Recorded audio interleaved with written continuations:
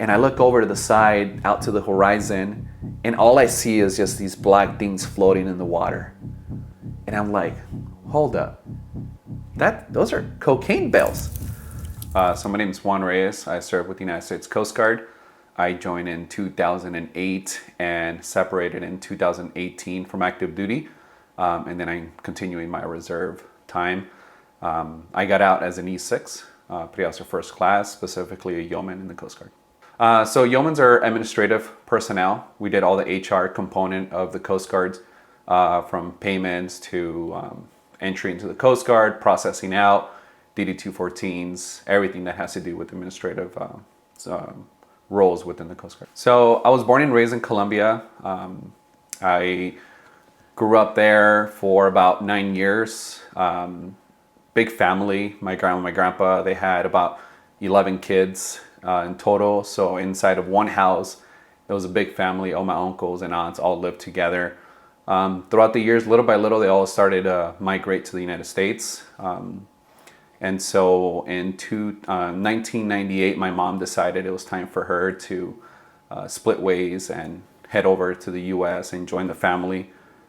We were kind of like the last three that were there in Colombia, along with my grandparents. I was primarily raised by my grandparents. My grandpa's a blacksmith, and so as a child, I grew up being there with him and kind of sharing some memories with him and helping the family out. And so that was what we grew up doing. And so after about in 1998, my mom and I decided to go, and so we started our way to the U.S. We didn't have very much money to get to the U.S., so we went. We got a visa as far as Panama from Colombia, and then from Panama all the way to the U.S. We either on bus, walking, taxis, anybody that would give us a lift, and try to get to the U.S. So when I was in the middle of my trip, my journey with my mom, I got to see a lot of different things that were happening around me. And to this day, I feel like it's just a memory that happened yesterday. I am very vivid memories of the whole trip. It took us about 2.5 months to get to the U.S. from Colombia. Like I said, we didn't have the resources to get to the U.S. in a single flight or have a U.S. citizenship or a residency to just come straight to the U.S. We had to illegally get to the U.S. Wow. Do you recall any obstacles or challenges that you faced during that process? Yeah, it was quite scary, to be honest. As an 8-year-old kid, I remember the Coyotes would take us from one house to the next, and sometimes they would just leave us. And it was kind of like, well, I guess we lost everything. We got to figure out how to kind of continue, right? We did have family in the U.S. We would call and say, hey, like, is there a way you can help us get from here to there? Really close family. We supported each other as much as we could, even in the situation that we were in. And we got in contact with this lady. She was really well known. One of my uncles had gone through her in the past as he was making his way through Central America and Mexico. And she was able to take us in from where we were left off and kind of just left on our own. And again, it was just my mom. She was very young at that time as well. And I was only 8.5 years old. But this woman, there was something different about her. She wasn't just an average person. She was guarded. She had her own guards. Her house was surrounded by a double wall. It's probably like a T-wall. It was all the way around the compound. And there was nights where you would hear gunshots firing at her house and people just driving through and trying to just kill whoever was in the house. She had some kind of power over the city. You can tell that she was well connected, I would assume, in the drug industry. But we ended up there, and that's just the place that we were at. We were in a back room. It was just my mom and I. My mom didn't feel safe being there either. There was times where some of the guards would try to make a move on my mom, and my mom was very like, just leave me alone. And it got to a point where it got really uncomfortable. She felt that she was in danger and I was in danger as well. And so one night she just woke me up in the middle of the night and she said, let's get our stuff and let's leave. So we went to the back of the house, we jumped over the wall, my mom and I, and we just left because we just weren't sure what was gonna happen. The lady happened to be on drugs quite often. One night she got up and she says that there was a man in the house that was trying to kill her. She would shower with the shotgun next to her. She slipped and fell in the bathroom. I think she was like in the middle of going through something. She grabbed the shotgun. Her son walked in to the actual bathroom to see what happened to her, and she shot towards him. Luckily, she missed because of the situation she was in. But they were able to get her out, but she was knocked out by the time they got her out of the bathroom. But this was the thing that was kind of happening on like every other day or something like that. Oof. And so it was very frightening for me, right? It was kind of like, is this normal? Like, are we okay to be here? And my mom just said, this is enough. And we probably spent there like 2 weeks and we left. People would help us. Randomly, my mom would find a way to make a connection with someone to help us out at some point. For the most part, we were being escorted either by paid service, or in this case, the lady, she was going to help us kind of continue moving forward. But obviously, we left that situation. And I don't recall what happened or how it happened, but we were able to get to the next place. We jumped on a bus, migration stopped, took everybody down. They knew we were from Colombia just because of our accents. It was very evident. And so they kind of pushed us off to the side. They took all of our stuff and, back to zero, just with nothing. So whatever we would get, we would lose. There was times where we would be walking in the middle of the, forest, whatever it was. And there was like a barn. And my mom was just like, let's just go in here. And we would sleep in that barn for the night. And my mom would tell me of how much fun I would have waking up and there was just chickens all over us. And I would just be like, hey, like, Mom, here, look, there's a chicken. And so little stories like that were the part that I remember the most, being with my mom. And I think it definitely brought us closer together. Like her and I's relationship going through this traumatic event brought us much closer, where we just understand each other in a different way. Wow. Yeah. And you were in Colombia or Panama? So I was from Colombia. We got a flight to Panama. I got to see the Panama Canal. She took me, and that was the extent of our vacationing. And then from that point forward, it was just buses, trucks, whatever we can get on to kind of move north until we met our Coyote. And then from that point, they started escorting us from one house to the next, all the way through to the border of the U.S. So I ended up in Tijuana at the very end. That's where it was my point of entry. My aunt at that time, U.S. citizen, she would drive across the border and she picked me up. I get in the vehicle and we crossed the border of the U.S. It wasn't as strict as it is now. As a child, I was just laying in the back seat. I was asleep. And migration at that time didn't ask any questions. They're like, hey, what's his name, so-and-so, and then just kind of let you through.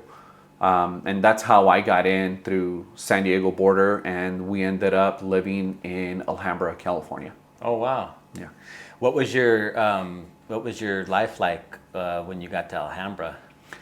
It was good. I felt much safer being with family now.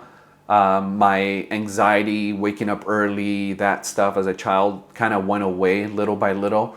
I got to live with one of my aunts and my mom. We lived with my aunt there. And from there, we then lived with another aunt, because living with family after a lengthy period of time, people kind of want their own space. Mm-hmm. And so it's important to know that and respect that boundary. And so my mom did. And so we would just kind of live with different sisters. Again, my mom has 11 brothers and sisters, so it was a pretty big family. And there was only one brother and one sister that were still in Colombia. The rest of them were already in the U.S. Wow. Yeah, but yeah, no, it was good. It was a good transition for me. I started to learn English.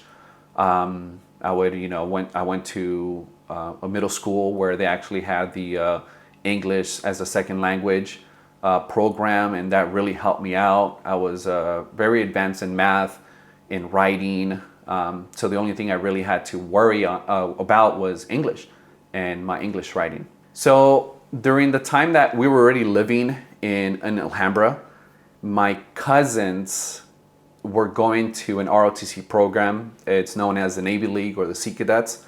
There's actually a company in Long Beach at the Coast Guard station there that they drill out of there. It's Hamilton. And so because they were affiliated with that and they enjoyed going, my mom wanted me to be a part of that as well, so I can, use my English, learn kind of, the structured environment that she saw in me as a child that I enjoyed, having a good structure. And so I joined the Navy League at the age of 10 and a half, because when I got there, I wasn't old enough to join, but I would see my cousins marching in full Navy dungaree uniform at that time, with the jeans, the bell bottoms, the light blue shirts. And so that's what they wore during that time. This was back in like 99, 2000. And so I was always kind of passionate about it. And I was like, hey, I kind of like that. Like, I want to be a part of that. And so the moment I met that age requirement, I joined.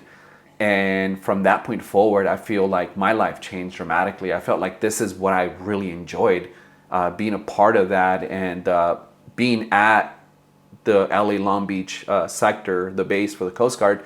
I got to see what the Coast Guard did. I got to get on their aids to navigation vessels. I got to see their small boats. I got to interact with the Coast Guard. So I kind of felt familiar with this branch. And so from that point forward, I told myself, I'm never going to join the military, and I was just like, I would leave it as an option for the future. And so when I got to the age of 18, I was working at Wells Fargo Bank, and I met this Army reservist, and he had done a few years of active duty too. And he says, hey, you should join the military. And I was kind of like, well, I did ROTC, I did the Navy League, I did the Sea Cadets, and I had a really good time.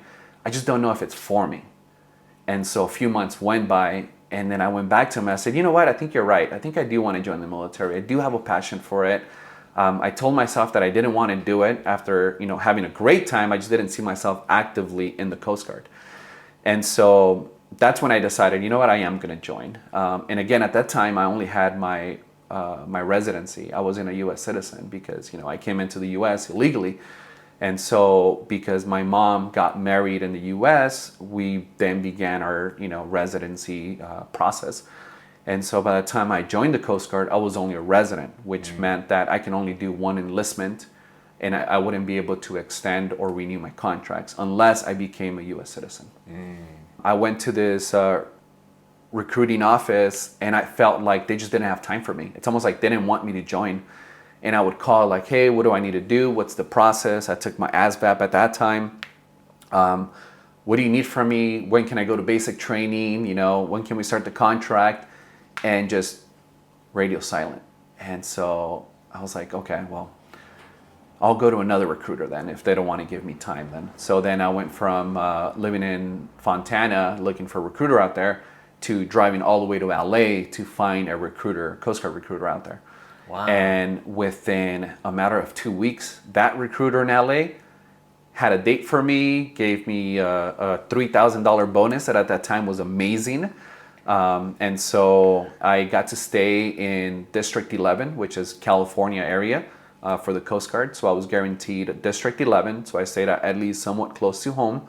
And then I went to basic training October 5th of 2008. Yeah, and so I didn't know what to expect. I had a little bit of experience through the Navy League and the Sea Cadets. We would do a 1 week or 2 week kind of basic training environment, being a part of that organization. And going into the Coast Guard, it was a whole new experience. I didn't know what to expect. A lot of people say, go to the Coast Guard, it's fun, it's a vacation, you'll enjoy basic training there.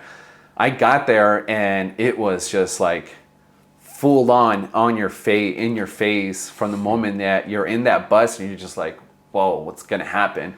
These guys with the round covers come in, can't even see their faces, they're yelling at you. And so then that's when it all began for me, and kind of staying mentally strong for myself during that time, and being away from family, having that very strong bond with my mom and my family.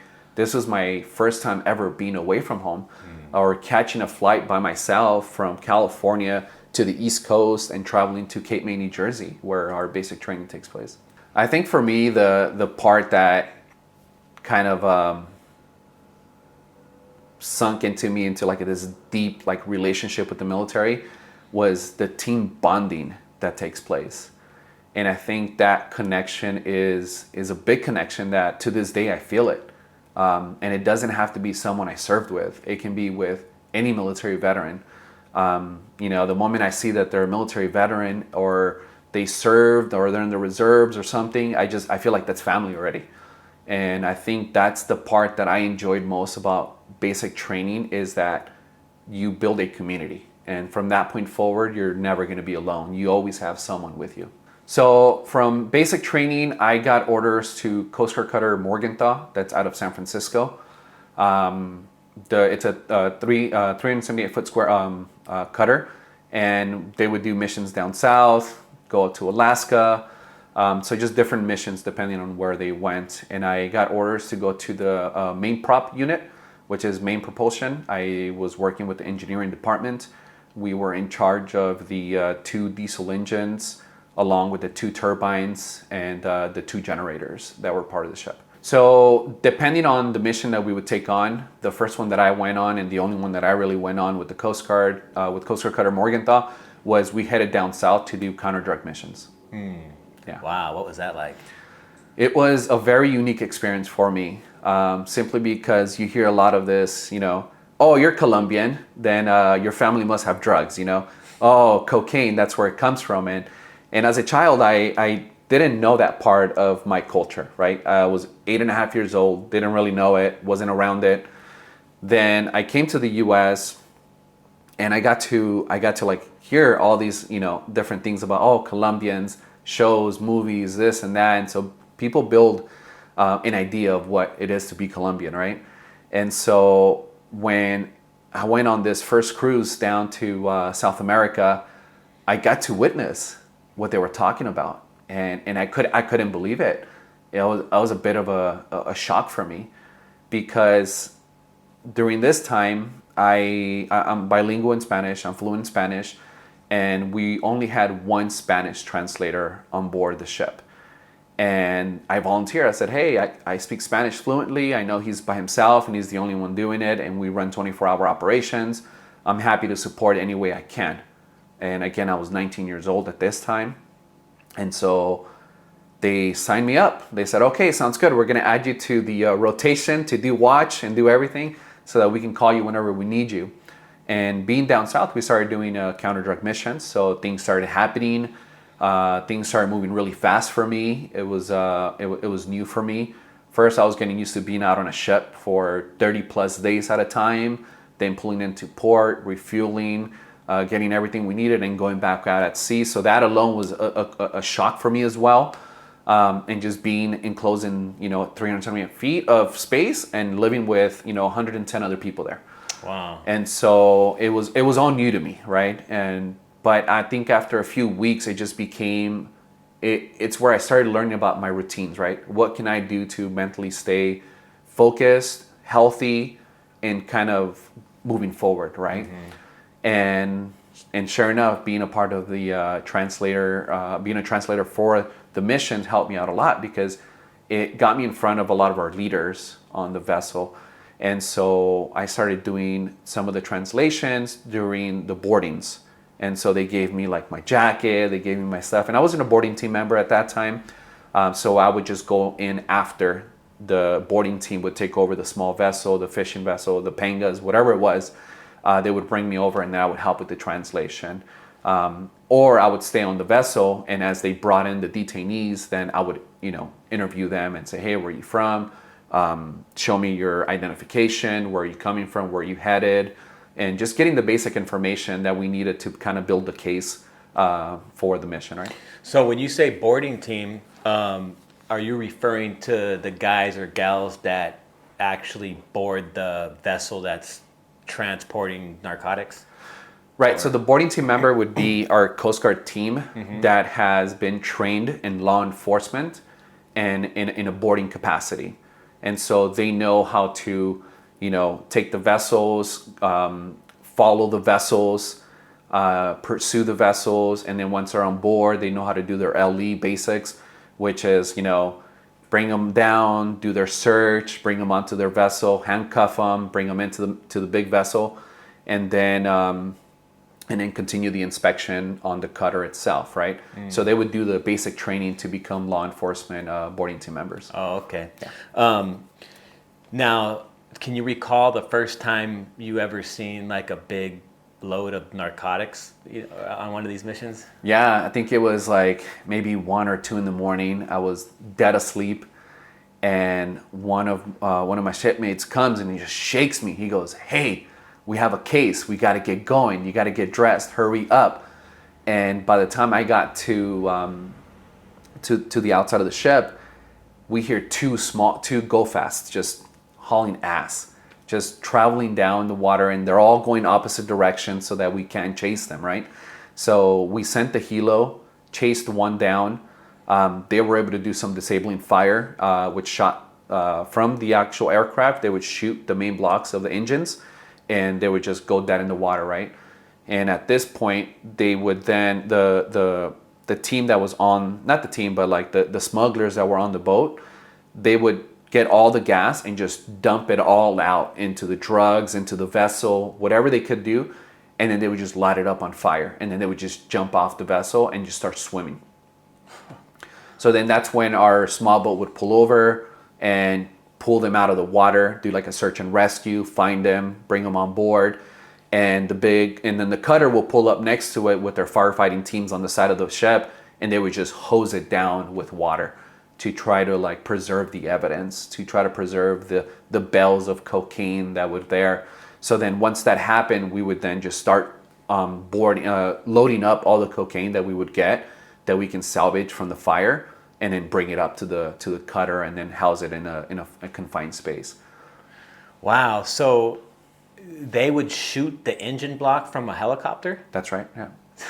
So you'd be sitting in a boat, yeah, and then just on standby, just watching this happen? Yeah. Oh my gosh. And so we would they would do warning shots all in the front, warning shots. And if they just didn't obey, then they would just keep going, and they would actually do the disabling shots. Oh, wow. How much cocaine did you see your first time? Do you remember?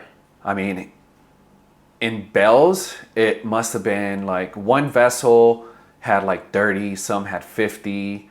It just depended on the size of the panga or the fishing vessel, whatever vessel we actually found with the narcotics. They all carried a different amount. Semi-submersibles carried a whole lot more. So it just depended on the vessel. So it was quite a bit, yeah. Yeah, like 30, 50 bales of cocaine? Yeah. And how many kilos is in a bale? You would typically find maybe like 5, 10, 15, 20, 30, like 40. Wow. They're pretty heavy. They're big. Yeah. I mean, yeah. And the crazy thing is you would find them floating on the water, right? And so they would wrap them in black, like plastic, right? Mm-hmm. One time we were out at sea on a Canadian vessel, and I'm sitting on the back in the flight deck and just kind of hanging out, watching two of my friends do some handcuffing training. And I look over to the side, out to the horizon, and all I see is just these black things floating in the water. And I'm like, hold up, those are cocaine bales. And so one of my buddies goes, "Oh shoot, we got to mark it, or else we're gonna lose it." So he goes and grabs paper, styrofoam paper plates, and just starts throwing it, and just starts throwing markers, so that they can float in the water, and we can just kind of come back with one of the small boats and just collect them. Wow. Yeah, but I mean, it just kind of goes to tell you, you can find them just about, on the vessels. They'll get scared, so they'll start dumping them as they're being chased.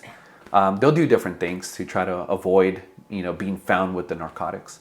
Why do they jump out and start swimming away? Like, where do they think they're gonna go? You guys are on a boat, like there's. Yeah, I mean, I think their goal is just to sink all the evidence, mm-hmm. and just not have that available as additional evidence for their cases. What do you do with these guys once you get them in your custody? So we'll bring them into the vessel, and we'll detain them for as long as we can. If we're on a mission, we're on a path, they'll connect with DEA, with different agencies to have them dropped off in different areas. One of the places that we commonly would drop them off would be in Panama, just because it was a halfway point for us as well. Mm. So they would essentially they wouldn't have to like do no time. They wouldn't get any type of repercussion from transporting this dope. Or when you say drop off in Panama Yeah, with law we would hand it enforcement? off to other law enforcement Oh, agencies okay. that would then take over and detain them, and then we would keep our cases together because the boarding team member would have to write all their statements, what they did. We would package our video, our images, our data sheets about each one of the detainees, all the information we can get from them. We would just go ahead and hand that off to them, to the agency. Oh, wow. And then they would continue the case with them separately as we kind of go on and continue the mission, because we would finish there and then we would go out and we would find more. And we'd detain them, we'd do another mission, we'll keep them there for like a few days, and then we would go back. Because it's costly, right, to go back and forth just for 2-3 people. So we would stay out for a week or so and feed them, take care of them, give them everything they needed, and in the meantime, continue our mission. Wow. Any other missions that stand out to you? For me, the mission that really stood out in my time in the service was actually going to Afghanistan, and I thought that was pretty cool. I got orders to go to Panama, Bahrain. I was out there with the Fifth Fleet, with the Navy. The Coast Guard has an amazing partnership with the Navy out there. We actually have, during the time that I was there, we have 5 110-foot cutters, vessels that would do a lot of patrolling out in the Gulf. And because they're white hull ships, they're more of like a humanitarian kind of style. And so because of it, we were able to kind of go around the Gulf pretty openly, freely. We did have our weapons, self-defense, everything that we needed out there. But we wouldn't cause so much of an alarm as a great hull Navy ship would in the Gulf, right? And I think that was a great opportunity for us to get on some of these vessels that they had out there, and we would board them, give them water, and do very humanitarian and try to gather information as well at the same time. What types of information were you guys trying to gather? Just see if there was any kind of like if they saw drugs or if they saw weapons or anything like that out there. They would gather some of that intel and bring it back. But for the most part, it was humanitarian kind of posture, out in the Gulf. And then we would just travel between Bahrain, Kuwait, Djibouti, Dubai. They would just do different kind of missions out there. So. Did you ever intercept any traffickers out that way? No, I didn't. I wasn't actually on a vessel when I was in Bahrain. I was what we would call shoreside. That's the time that I did. Majority of my job was human resources at that time. I was in E5 there. And I did all the pay, the benefits, everything for the personnel that were deploying to Kuwait, Afghanistan, and Bahrain. And so we managed all the personnel going in and out of theater. So even though I was stationed in Bahrain, shoreside, on a base, I did support teams out in Afghanistan, out in Kuwait, right? And so because of it, I would deploy to Afghanistan to support them administratively. And so I would get out there, meet with them, make sure that they're all taken care of, make sure that their benefits, their pay, everything's going well for them, right? And we would do annual assessments. And so because of it, I went to Afghanistan, and I would travel to, I would catch one of the cutters into Kuwait. So I would catch a ride with them if they were heading over that way. And then when I got to Kuwait, I would go to Arif Jan, and then from Arif Jan, I would then take a C-130 or C-17, C-18s, and then fly into Afghanistan with the Air Force or the Navy. And then I would then jump to different MOBs going forward. And so we would go to Kandahar, Camp Leatherneck, just the different places that we operated out of, right? And I got to visit them, see everything. But there was a time where I think it was Arif Jan, we landed, and I was there for about a week or so with the team, because not only did I make sure that they were okay, but I also wanted to join them and be a part of them and just kind of support them however I can during the time that I was there, right? And on the last day when I was going to fly out, one of the planes began to get fire as they were leaving the tarmac, right?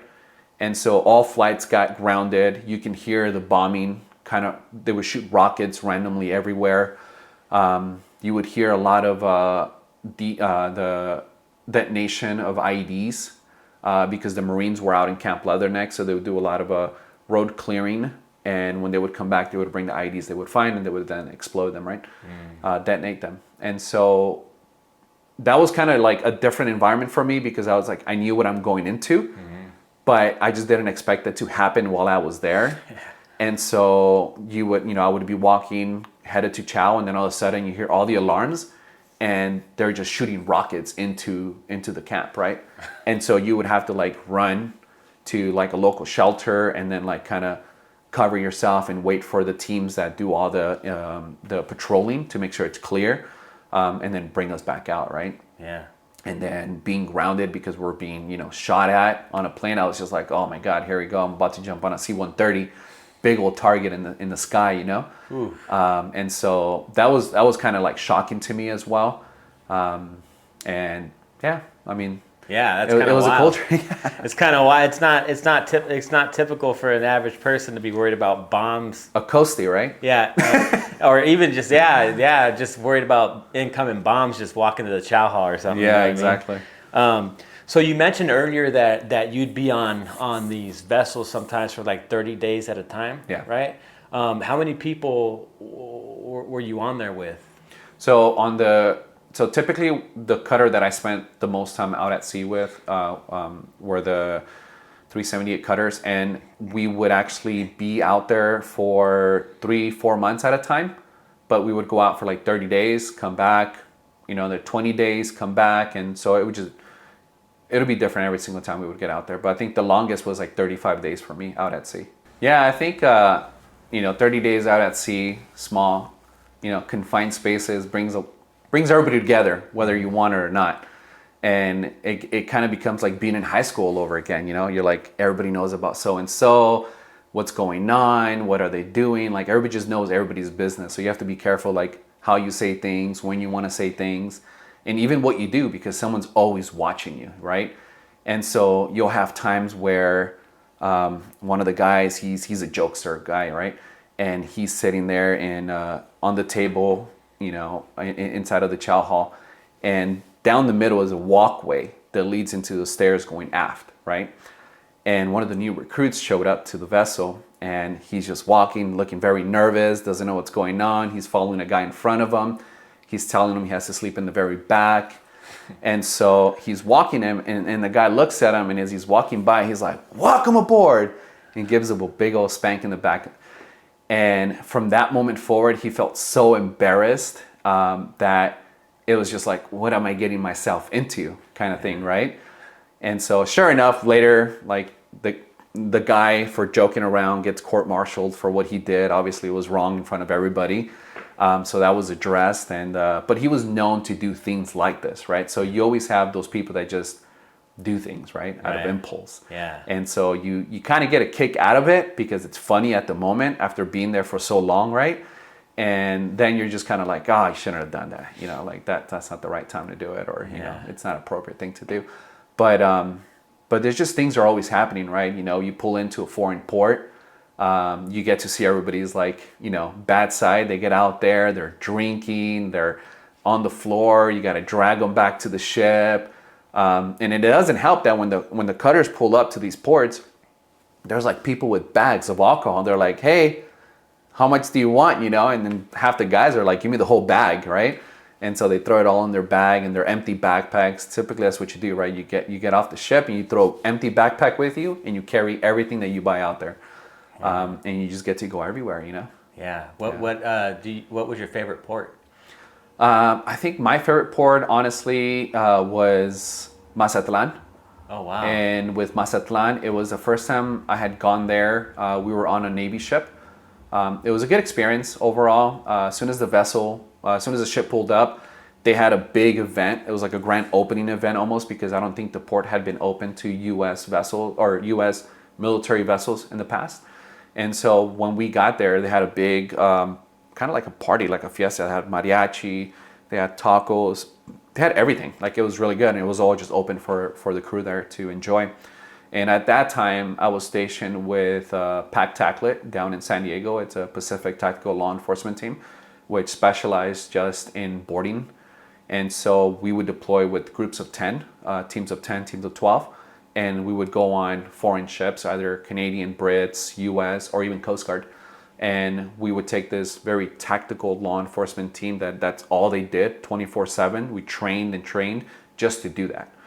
And so we would deploy with the Brits, the Navy, and during this one we went with the Navy. And it was just a really good time being there. Felt very welcomed there. But once we got past that, our small, really tight group of 10, it was just like a little SWAT team out in the middle of Mazatlan, just enjoying, and someone always watching, making sure everything's okay, and just having a really good time there. Yeah. In the Coast Guard, do you guys have any traditions with being on ship? Like, for example, I know when I was on the ship in the Navy, when you cross the equator in the Navy, you go through this polywog day, and you get the shit hazed out of you basically for a whole day to become a shellback. Did you guys have any traditions like that? We did the same thing too. You did the polywog day? we did all that. So just depending on what part in the world you were, what line you crossed, you would get to do that. So I got the Sand Sailor for being in Afghanistan and out in the desert. And I was able to get the one for the Panama Canal too. Doesn't really happen too often where Coast Guard cutters will change tack on. So you have a tactical commander, which is the Atlantic Area Commander or the Pacific Area Commander. And so they split the U.S. into their own unique zones, and depending on the number of states they cover, right? And if a vessel that's like a 378 in the West Coast crosses over to the Atlantic side or the Caribbean side, then they switch commanders, tactical commanders, right? And so it typically doesn't happen unless there's something going on with the resources or there's some kind of special mission that we're being asked to do. But luckily during that trip, I was able to do the cross the Panama Canal, and that was a unique experience because from when I was sharing earlier, the last time I was there was when I was 8.5-year-old with my mom visiting the Panama Canal. That's right. And it was a bit of an emotional full circle for me, right? Because I was a non-citizen. I never knew that I was ever going to come back to the Panama Canal, yet crossing it with all my brothers and sisters on a ship, right? And just being a part of that crew, and we crossed late at night, but I stayed up the whole night, just taking that experience in because it was so unique to me and emotional to me. Right, that was a special moment. It was, for you. Wow. Did you ever face any hardships while you're in the military? Not really. Honestly, I can say that I was very lucky to have the leadership that I encountered at each of my different units that I went to. I feel that throughout my career, I've had the opportunity to seek help and mentorship. And whether it came natural or maybe, the mentors reached out to me, it was a two-way relationship, right? Mm-hmm. And so it really put me in the right place at the right time every single time I went to a different unit. And to this day, I still stay in touch with these individuals that kind of shaped my career in the Coast Guard. Nice. And I do thank them very much for what they've done, where it was just a few words or an action they took.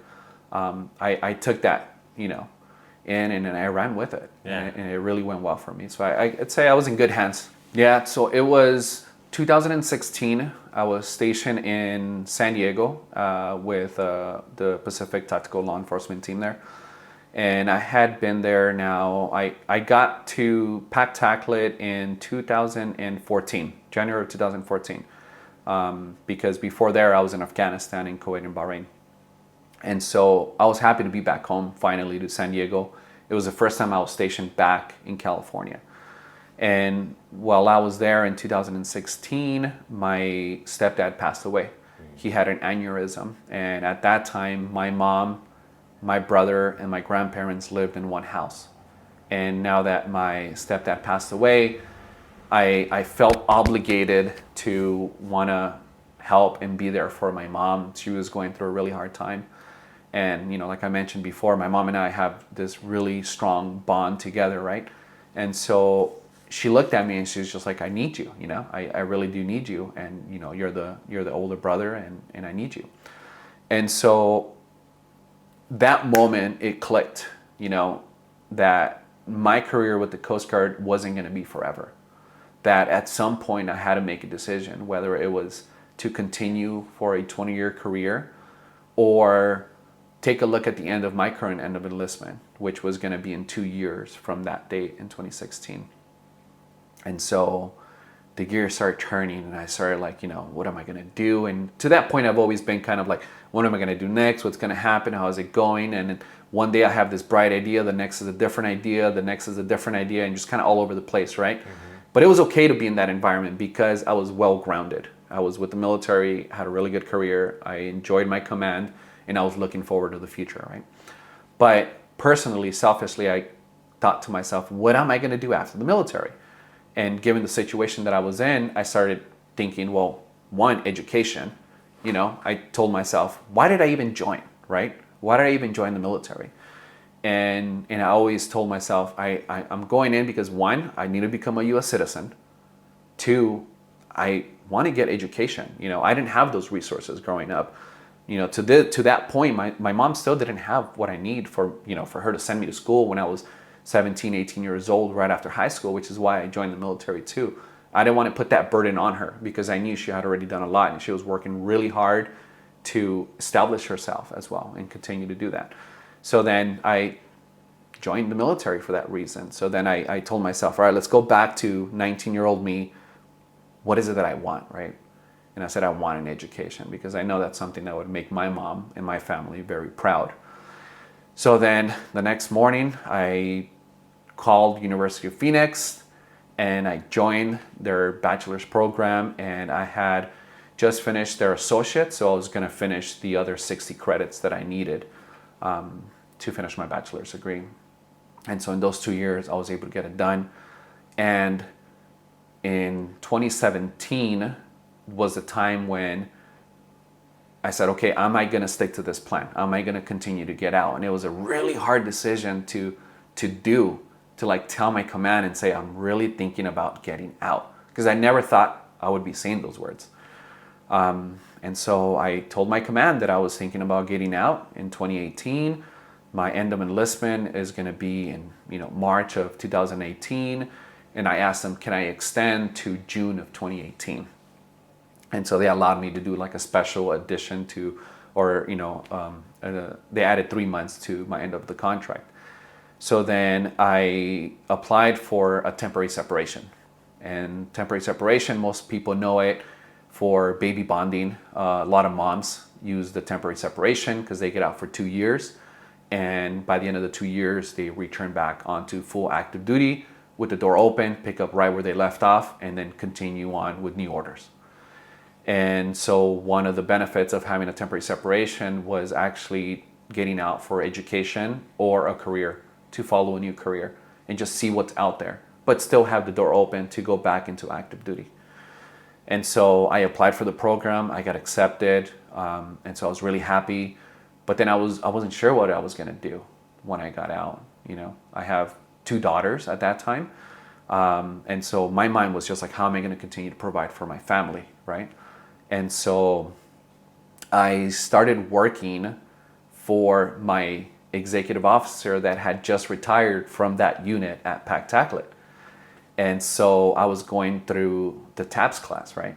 And the transitioning officer that does the helping, she goes, hey, did you know that, your XO is working, a few miles away and he's looking for people to help him for an evening shift? And I said, perfect, sounds good. I picked up the phone, I called him.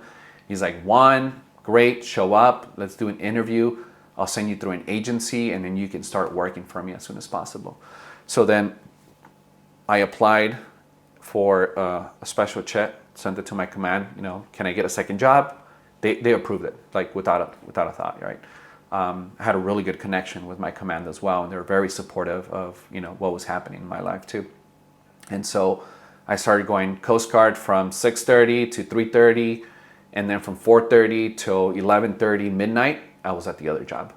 And I was working with a beverage company. I was doing a lot of the coffee manufacturing that was happening there. They would buy the coffee green, They would roast it, they would grind it, they would make all these different formulas for different companies that they would work with.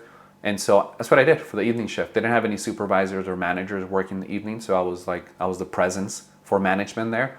And I helped them with their operations in the evening. I did that for about 9 months, from about September to May of 2018. So I ended up separating in March of 2018, but I was really working my butt off so that I felt that I had something to continue after the service. But it really burned me out doing that for a while. Yeah. Wow. And what are you doing now? So now I'm a supply chain manager, work for a healthcare organization.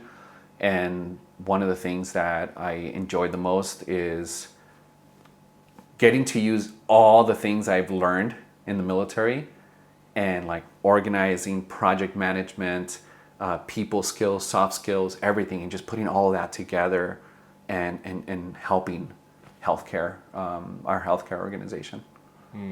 And were you able to translate like the skills you've learned from the military into the civilian world? Yeah. Like incorporate them in your jobs? Because a lot of veterans, they have a hard time translating their military experience into, these civilian jobs. What did you do to do that? Is there anything specific that you think veterans can do to help them translate those skills into the civilian world? Yeah, there's a lot of. I think there's a lot more resources now to help you with the transition from military to civilian. But those are like papers, right? Things you write, things you type. I think the biggest transition is who you are as a person in the military and who you are as a person in the civilian world. And I think that's something that, someone can't proofread and fix for you, right?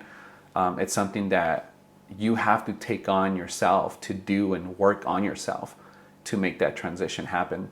One thing that I learned, and I learned fast, was someone said it once, fail and fail fast, right? And fail fast, learn from it, and keep going, right? And that's something I did during that transition. When I was working at the coffee company, I was just like, all right, sounds good. Aye, I'll do what you need to do, and I'll tell people what to do, and we'll get it done, right? And it wasn't like that. My like, hey, can you go do this? Can you go do that? People are just like, no, like, I'm not gonna do it. Like, F you, who the hell are you? And half the time I'm always the youngest guy in the room. And all the workers are typically older, right? And I'm just like, all right, well, how do I get buy-in, right? And I just didn't know how to do that. I didn't know how to do that. I was used to, my collar devices, and I was just like, hey, we got to get this done. Let's get it done. Everybody's on the same page, and everybody would do it. And if someone slacked, you let them know, and they would carry their weight after that, right? But not in the civilian world. I had to learn that, and I'm glad that I had the mentor I did, which was my previous XL. We would have conversations about what was happening, how I was approaching the situation. He always had my back too, right? And so it helped me through that transition, just that one experience before I even got out of the military, to realize that petty officer first class is not going to be, the same person out in the civilian world. Yeah. Wow. We're going to wrap it up. Any last words? No, I think the biggest part, another part too, that helped me in my transition was attending my Master's of Business for Veterans at USC. That was a big accomplishment for me as well during my transition, because I applied while I was on active duty, not knowing what was going to happen, and I got out to pursue a master's degree, knowing that my bachelor's degree came to an end as I got out at the same time, right? And so the MBV program really helped me out in putting those words that we're talking about, like how do you transition your resume from military to civilian. That was a big part of what helped me in that paper format transition, right? Yeah. But they also addressed how I was as a person too. And I got to listen and learn from everybody's story. 100 veterans around you. You pick up a few things that you really take with you, and you kind of learn from their mistakes as well, right? Yeah. Awesome, Juan. Well, thanks for being here, brother. I appreciate you sitting down and sharing your story with us. It's a big deal, so thank you so much. Thank you, Josh. Appreciate it. Yeah, I got bad thoughts that make my mind scared. Hold me hostage and they don't fight fair. Who gon' pray for me and wipe on my tears? Who gon' save me if you not right here? Move this darkness and make my sight clear. Take me your way cause I don't like here. Ghosts of my past, they feeling the night air. Wake me up, I'm trapped in my nightmares.